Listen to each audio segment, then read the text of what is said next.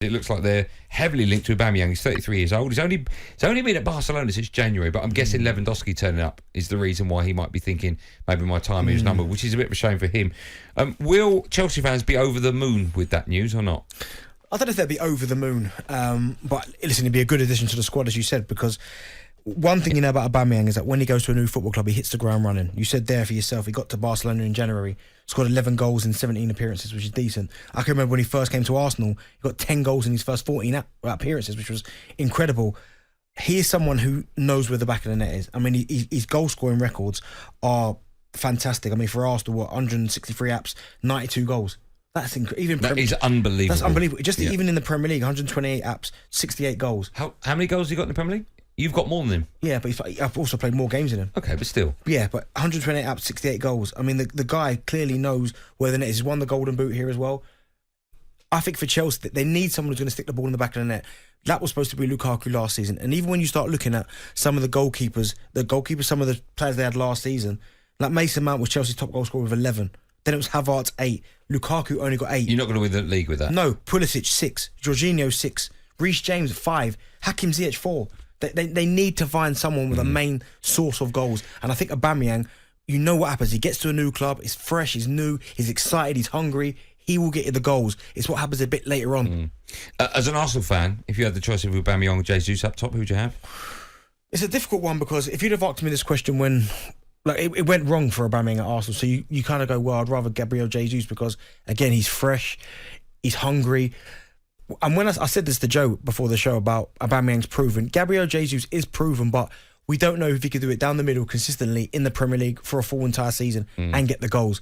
We've seen Aubameyang do that, so I think where Arsenal are right now and what Arteta's building, I'd prefer Gabriel Jesus, but I think Chelsea, who really need a number 9 and someone who can stick the ball in the back of the net, he'd probably be perfect for them. Who would be a better number 9 for Chelsea for this season? Aubameyang or Ronaldo? It's a tough one, isn't it? Because right now Chelsea need someone to stick the ball in the back of the net. It's so difficult because you look at Ronaldo, you go, he did it last season in the poor Manchester United side, you'd have to say. But we've seen Aubameyang do it as well. So I don't think you can go wrong with either one.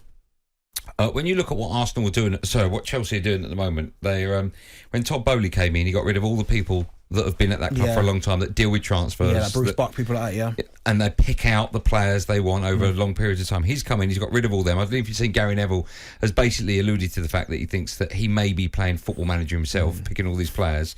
They've signed Koulibaly, they've signed Sterling, Chukwuemeka as well has come in. I think they're all good buys, actually. But now I pick up the papers and I read that if Barca have found out that they're interested in Aubameyang, they've also said we can have Frankie de Jong and Memphis to pay as well. If you're a Chelsea fan, would you be worried that this guy's coming in with copious amounts of money and all the other clubs are going, oh, you can have all these because you've got no experience of dealing with other football clubs? I think it is a concern because you start to think, well, what is the direction of the football club? How are we trying to play? Is there a philosophy behind these transfers? Can I see a set plan in terms of the transfers, not just picking up people's baggage?